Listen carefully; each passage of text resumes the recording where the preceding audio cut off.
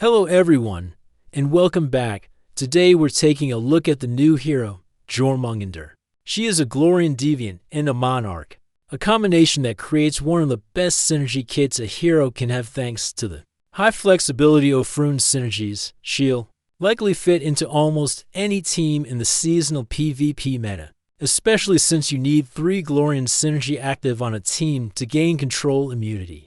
Monarchs are arguably the best synergy in the game, providing so much sustain that without them heroes often die before they even have a chance to act. So, let's look at her active abilities, which, frankly, are quite bad. The scaling is low, and they only hit frontline enemies. This means she's likely to be easily countered by heroes like Elmer, the Fortitude, and many other defensive mechanics. As a general rule, you don't expect heroes that only hit the front line to deal significant damage. They just can't compete with backline hitters or heroes who damage the entire enemy team. While her main abilities are lackluster, Hero F passive does allow her to use her ultimate multiple times. It's essentially a Pandora-like effect that triggers before Pandora got her buffs, which will be very interesting to see in action. Now, let's take a look at her passive skills. Her first passive is a game changer. When Jormungandr is deployed, the active skill multipliers of all allies are permanently increased by 200%, and this includes basic attacks. With the removal of the PvP set effects from accessories, she's very likely going to fill that gap. Why else would they specify that it includes basic attacks? She's essentially providing the same multiplier that the old accessories did, but now it's tied to a single hero on one team. This is highly impressive and will be incredibly powerful in certain heroes like Pandora, because Pandora's ultimate multiplier also factors in her basic attack damage. Increasing her basic attack directly increases her ultimate's damage as well. I can already envision a meta lineup with Chang'e, Pandora, and Jormungandr as the 3 core heroes. Then you can just add 1 or 2 more monarchs like a Vittoria to round out the team.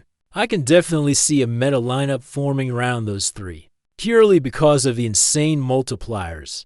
Her second passive skill triggers the swap effect when she takes damage. This is interesting because we haven't seen a swap mechanic since Season 4.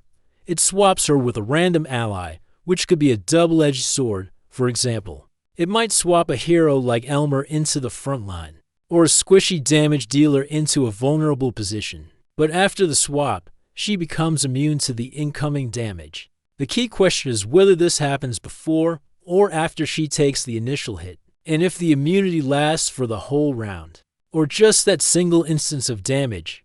The 10 million increase to her attack and HP isn't that significant, especially since this can only trigger once every 2 rounds. The most impactful part of this passive is the swap itself, but it makes her tricky to use. She could be really good, really bad, or somewhere in between, much like Tiamat. Regardless of her individual performance, Jormungandra's synergies make her a valuable unit.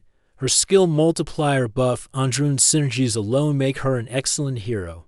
And then we have Theoth Force, which is basically 3 rounds of immortality, which is just insane. After each action, she has a 100% chance to cast her ultimate in additional time. So, while she's immune for 3 rounds, she'll be casting her ultimate 3, 4, or even more times.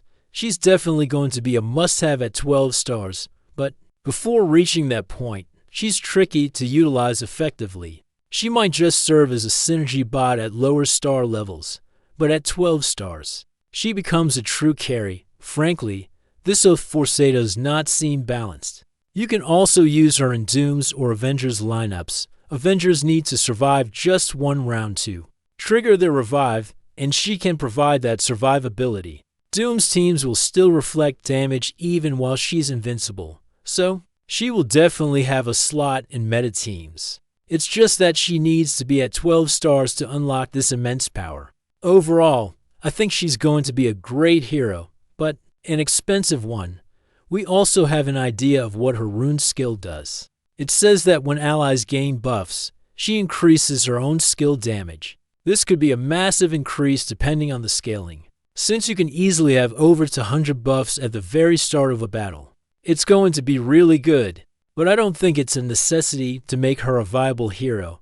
That's my initial analysis of Jormungandr, the World Serpent, though I'll probably just end up calling her Snake. We'll have to wait and see how she performs. That's all for now, and thank you for watching.